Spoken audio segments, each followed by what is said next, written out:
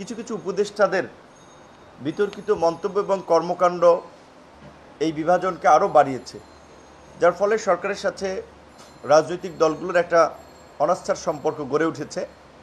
আমরা বারবার এই জুলাই আগস্টের সংগঠিত গণহত্যা এবং বর্বরতার বিচার, রাষ্ট্র সংস্কার এবং নির্বাচনী রোডম্যাপের কথা বললেও আমরা বিচার সংস্কার কিংবা নির্বাচনী রোডম্যাপ কোনোটারই কোনো সুস্পষ্ট দিক নির্দেশনা বক্তব্য সরকারের কাছ থেকে পাই নাই, যেখানে আমাদের কাছে মনে হচ্ছে যে অন্তর্বর্তীকালীন সরকার লক্ষ্য উদ্দেশ্যহীন গন্তব্যে ছুটছে, যার ফলে একের পর এক আন্দোলন, এবং এই আন্দোলনগুলো এটা পরিষ্কার করে যে সরকারের প্রতি জনগণের অনাস্থা রয়েছে।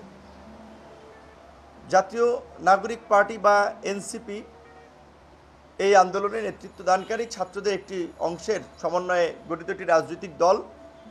একদিকে তারা রাজনৈতিক দল, অন্যদিকে তাদের দুজন আবার উপদেষ্টা পরিষদে রয়েছে। ঢাকা মহানগর দক্ষিণে আদালত যেখানে বিএনপি নেতা ইশরাক হোসেনকে আপনার মেয়র হিসেবে দায়িত্ব নেয়ার জন্য নির্দেশনা দিয়েছে, সেখানে এনসিপির এই উপদেষ্টা আসিফ মাহমুদ কিন্তু দেখেছেন আপনারা সেটার বিরুদ্ধে অবস্থান নিয়েছে, যার ফলে ইশরাক হোসেনের সমর্থকরা আন্দোলন করছে। এই যে জটিলতা তৈরি হয়েছে গত 7-8 দিন ধরে আন্দোলনের, এটা কিন্তু এই উপদেষ্টা আসিফ মাহমুদ হোক, নাবালক সাবালক, ছোট বড় যাই হোক, তিনি তো উপদেষ্টার দায়িত্বে আছেন, তারাই কিন্তু এই জটিলতাটা তৈরি করছেন। এবং এই যে একটা দেখানোর চেষ্টা করছে যে রাজনৈতিক দল কর্মসূচির নামে দুর্ভোগ তৈরি করছে, অথচ সরকারই কিন্তু এই পথে ইশরাক হোসেনকে ঠেলে দিয়েছে।